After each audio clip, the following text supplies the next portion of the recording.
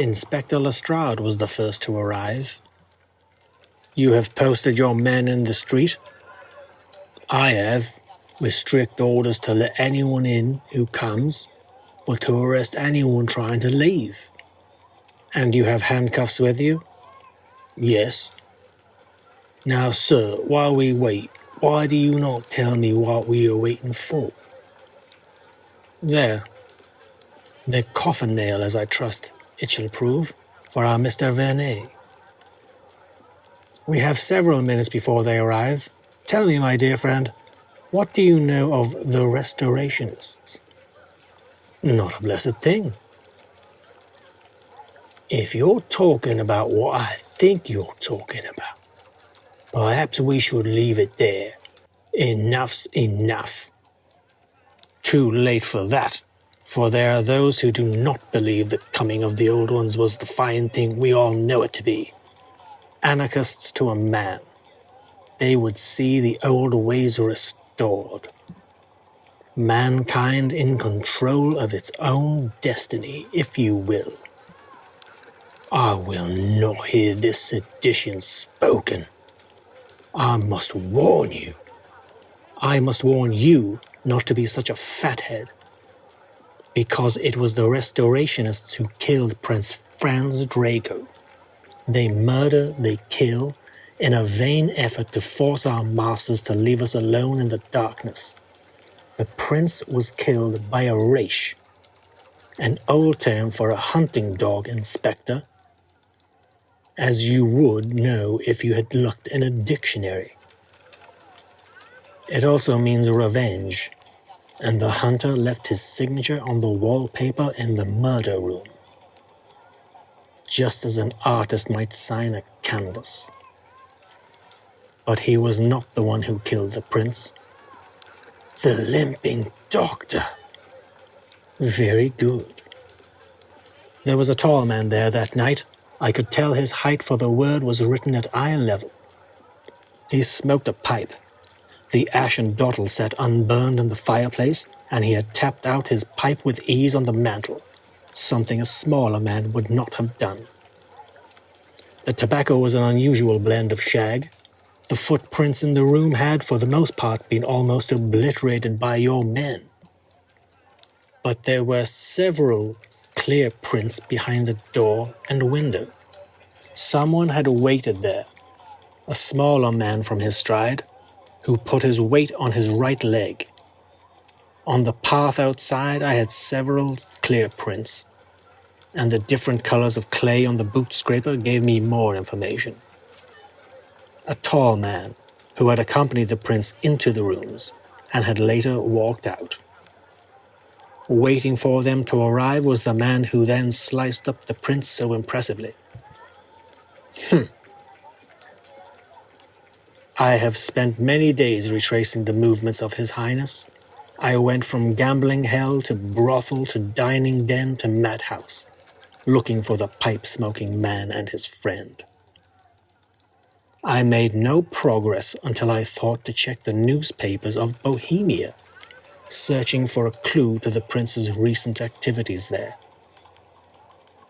From them I learned that an English theatrical troupe had been in Prague last month, and had performed before Prince Franz Drago. Good Lord! So that Sherry Vernet fellow is a restorationist. Exactly.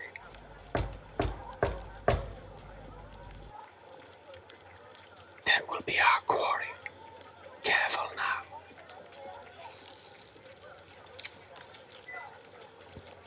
Please, come in.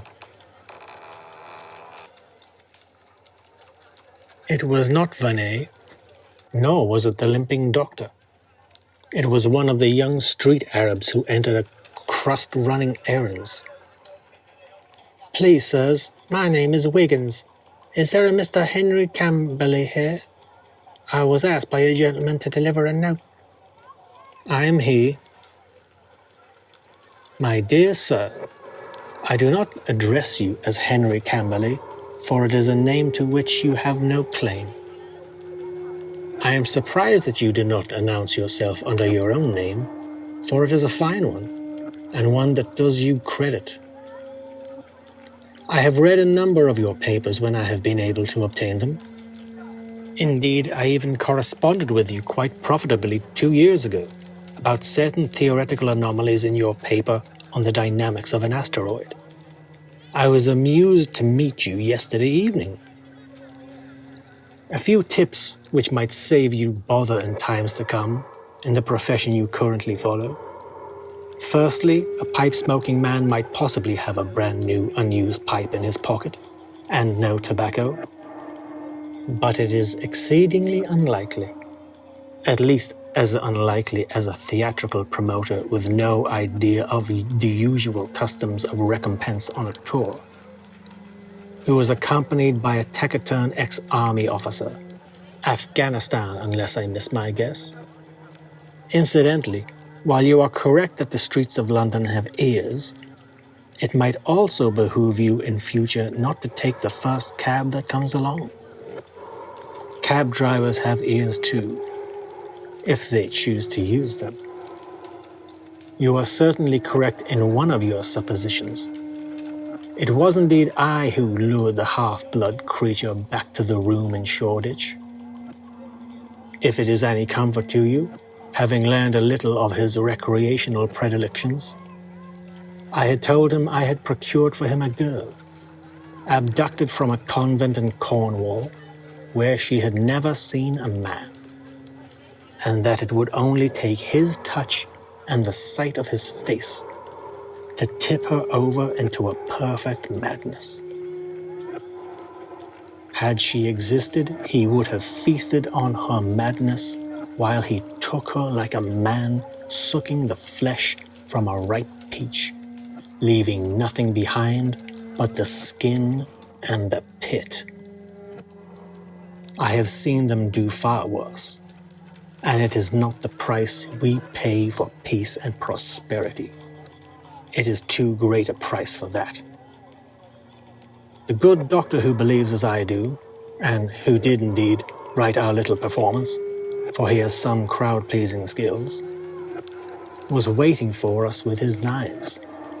I send this note not as a catch-me-if-you-can taunt, for we are gone, the esteemed doctor and I, and you shall not find us, but to tell you that it was good to feel that, if only for a moment, I had a worthy adversary, worthier by far than inhuman creatures from beyond the pit. I fear the Strand players will need to find themselves a new leading man.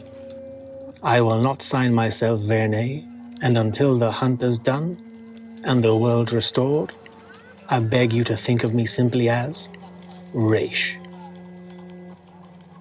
And for a sixpence, what can you tell me about the gentleman who gave you the note? The man who gave me the note was on the tall side. He had dark hair and smokes a pipe. Come on, boys!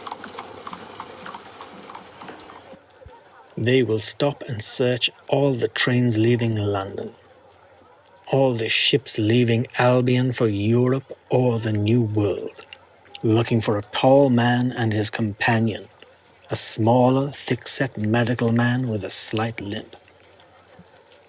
They will close the ports. Every way out of the country will be blocked.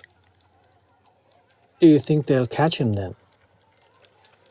I may be wrong, but I would wager that he and his friend are even now only a mile or so away in the rookery of St. Giles, where the police will not go except by the dozen.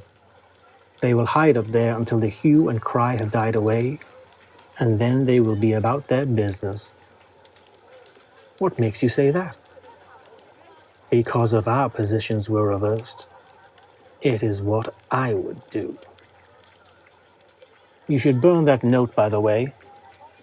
But surely it's evidence. It's seditionary nonsense. I should have burned it. Indeed, I told Lestrade I had burned it when he returned and he congratulated me on my good sense. Lestrade kept his job, and Prince Albert wrote a note to my friend congratulating him on his deductions. while regretting that the perpetrator was still at large. They have not yet caught Sherry Vernet, or whatever his name really is, nor was any trace found of his murderous accomplice, tentatively identified as a former military surgeon named John, or perhaps James, Watson.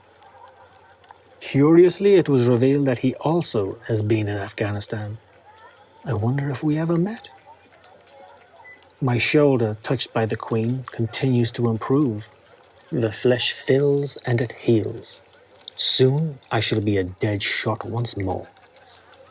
One night, when we were alone several months ago, I asked my friend if he remembered the correspondence referred to in the letter from the man who signed himself Raish.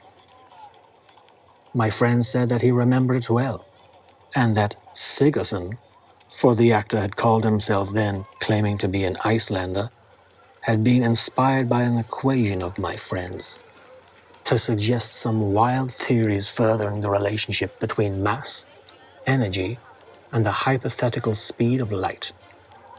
Nonsense, of course, but inspired and dangerous nonsense nonetheless. The palace eventually sent word that the Queen was pleased with my friend's accomplishments in the case, and there the matter has rested. I doubt my friend will leave it alone, though. It will not be over until one of them has killed the other. I kept the note. I have said things in this retelling of events that are not to be said. If I were to be a sensible man, I would burn all these pages. But then, as my friend taught me, even ashes can give up their secrets. Instead, I shall place these papers in a strong box at my bank, with instructions that the box may not be opened until long after anyone now living is dead. Although in light of the recent events in Russia, I fear that day may be closer than any of us would care to think. Signed Sebastian Moran, Major, Baker Street, London, New Albion, 1881.